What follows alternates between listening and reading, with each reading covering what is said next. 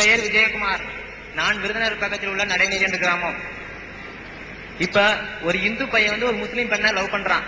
நீங்க அந்த இந்து பையனை முஸ்லீமுக்கு மாற சொல்லி மேரேஜ் பண்ணி வைக்கிறீங்க. ஏன் சார் அது இந்து பையனா இருந்தா இந்துக்கு மேரேஜ் பண்ண மாட்டேங்கிறீங்க? ஏன் ஒன் சைடா மட்டும் பாக்குறீங்க? இப்ப நம்ம தமிழ்நாடு கவர்மெண்ட் குடும்ப கட்டுப்பாடு ஒரு திட்டத்தை கொடுத்திருக்காங்க.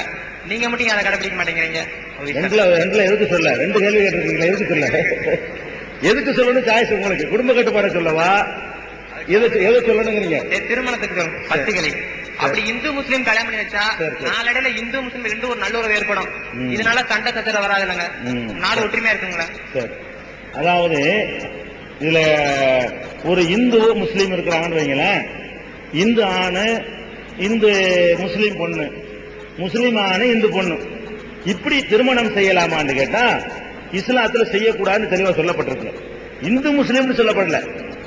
இந்த ஓரிரை கொள்கை ஏற்றுக்கொண்டவர் ஏற்றுக்கொள்ளாதவர், இந்த அடிப்படையில் இஸ்லாம் என்ன சொல்லுதுன்னு கேட்டா, உலகத்தை எல்லாம் படைச்சு காக்கிற இறைவன் ஒரே இறைவன் தான் என்று நம்பக்கூடியவர்கள், கடவுளே இல்லை என்று சொல்லக்கூடியவர்களையும் பல கடவுள் நம்பிக்கை கொண்டவர்களையும் மணக்காதீர்கள் இப்படிங்கிறது குர்ஆன்ல இருக்குது.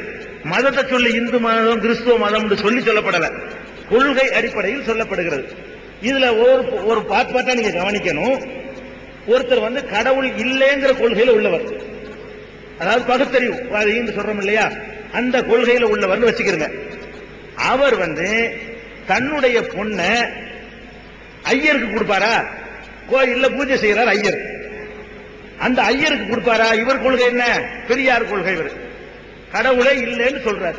இவர் தன்னுடைய மகளை யாரு கொடுக்க மாட்டாரு? ஐயர் கொடுக்க மாட்டார். உறுதியாக இருக்கக்கூடியவருடைய மகளை கடவுளுக்கு சேவை செய்யறேங்கிற ஒரு ஐயருக்கு புரோகிதரை கட்டி கொடுக்க மாட்டார். அதுக்கு என்ன காரணம்? கொள்கை காரணம். பிரச்சனை உண்டாகும். இவங்க கொள்கைக்கு அவங்க கொள்கைக்கும் நேர் எதிராக இருக்கிறது. மாத்தி கூட வச்சுக்கிறீங்களேன். ஒரு ஐயர் வீட்டு பொண்ணு, அவர் ஐயர் என்ன செய்வாரு? கடவுளை இல்ல, கடவுளை நான் ஒழிக்குவேன் அப்படின்னு சொல்லக்கூடிய ஒரு இளைஞனுக்கு தன்னுடைய மகளை கொடுப்பாருன்னா கொடுக்க மாட்டார். ஏன் கொடுக்கறது இல்லைன்னு கேட்டா, இந்த தீண்டாம இந்த மாதிரி காரணம் அல்ல. இது முக்கிய காரணம். மேட்ச் ஆகாது. ஒரு கல்யாணங்கிறது 10 நிமிஷத்துல முடிகிற ஒரு காரியம் கிடையாது. ஒரு ஹோட்டல்ல போய் சாப்பிட்டு வர்ற மாதிரி மேட்டரா இருந்தா யாரும் யாரோட வேணாலும் கல்யாணம் பண்ணிக்கலாம். கல்யாணங்கிறது காலமெல்லாம் இருக்கக்கூடிய ஒரு தொடர்பு. இயன்ற வரைக்கும் சந்தோஷமா போற வரைக்கும் அவங்க இணைந்தே இருக்கணும். இணைந்து இருக்கிறது மாத்திரமல்ல, இணைந்து இருக்கிறதுனால ஏற்படக்கூடிய புள்ள குட்டிகள் பெறுவது, அதை வளர்க்கிறது, பலவிதமான விஷயங்கள் இருக்கிறது. இப்ப என்ன இஸ்லாம் என்ன சொல்லுதுன்னு கேட்டா, நீ ஒரே ஒரு கடவுள் தான் சொல்ற, உன்னுடைய மனைவி பல கடவுள் என்று சொல்றாங்க. இப்ப என்ன பிரச்சனை ஏற்படும்னா, இந்த புள்ள ஒண்ணு பிறந்துடும்.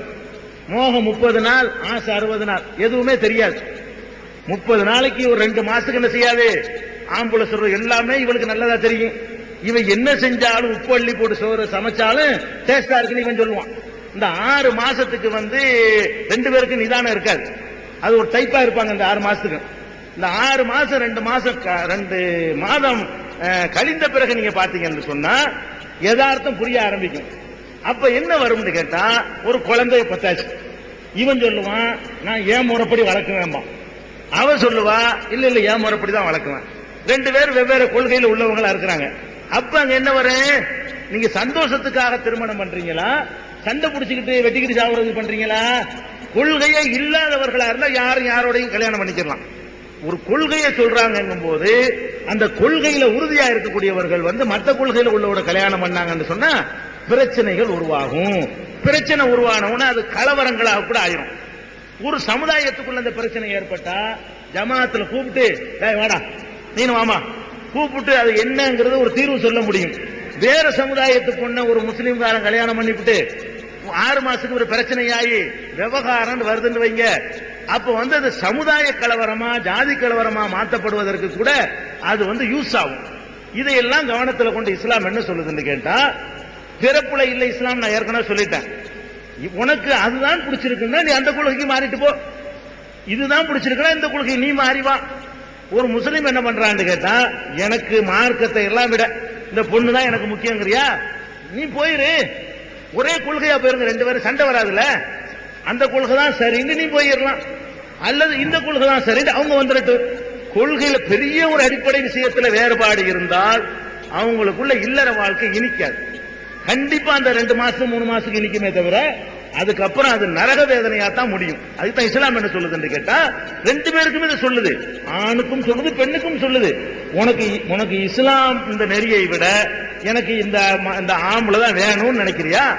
ஒண்ணு நீங்க 2 பேரும் ஒரு கொள்கைக்கு வாங்க. ஒண்ணு அந்த கொள்கை சரின்னு அப்படியே போயிடும். ஏன் போனேன்னு போய் யாரும் போய் கேட்க மாட்டாங்க. அல்ல இந்த கொள்கை சரின்னு இப்படியே வந்துரு. அப்போ யாரும் கேட்க முடியாது. அப்ப அவங்க இணைந்து ஒரே மாதிரி வாரிசு பிரச்சனை வரும். மண்டையை போட்டுருவான். இவன் சொத்துல பொண்டாட்டிக்கு எப்படி பங்கு வைக்கிறது? இஸ்லாமிய முறையில பங்கு வைக்கிறதா, வேற எந்த லாவுல பங்கு வை, பல விஷயங்கள் அதுல இருக்கிறது.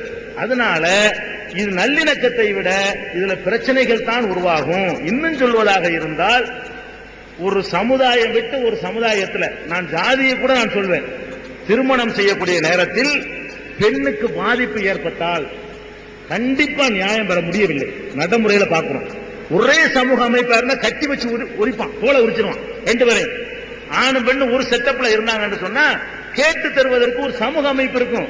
இவர் ஒரு ஜாதி அது ஒரு ஜாதின்னு இருக்கும் பொழுது சேர்ந்து வாழ்ற வரைக்கும் பிரச்சனை இல்ல. இந்த பெண்ணை ஏதாவது கை விட்டுட்டு ஓடிட்டான்னு வைங்க, இவன் சந்தோஷப்படுவான். நல்ல வேலை செஞ்ச, சரியான வேலை செஞ்சேமா. இப்படி எல்லாம் நடக்கிறத நம்ம பார்க்கணும். அதனால கொள்கையில ஒத்து இருக்கணும். புள்ள வளர்க்கிறது, பிள்ளைக்கு பேர் வைக்கிறது, பிள்ளைக்கு சுண்ணத்து பண்ணணும் இருக்குது எங்க மார்க்கத்துல. இவன் பண்ணணுமா அவன் பண்ண வேண்டாம்பா. கல்யாணம் பண்ணிட்டா சும்மா சோறு திங்கிற விஷயம் மட்டும் இல்லை இல்லைங்க. அவங்க 2 பேரும் இணைந்து எவ்வளவு காரியங்கள்ல செய்ய வேண்டி இருக்கிறது. அதுகளெல்லாம் பாதிச்சிடக்கூடாது என்பதற்கு தான், நாளைக்கு ஒரு நல்லிணக்கம் கெட்டு போயிடக்கூடாதுங்கிறதுக்கு தான் ஏதோ ஒரு கொள்கைக்கு 2 பேர் வந்துங்க. உனக்கு இஸ்லாம் தெரியுண்டா 2 பேரும் இஸ்லாத்துக்கு வா. இஸ்லாம் உனக்கு பிடிக்கலையா 2 பேரும் அங்கிட்டு போயிரு.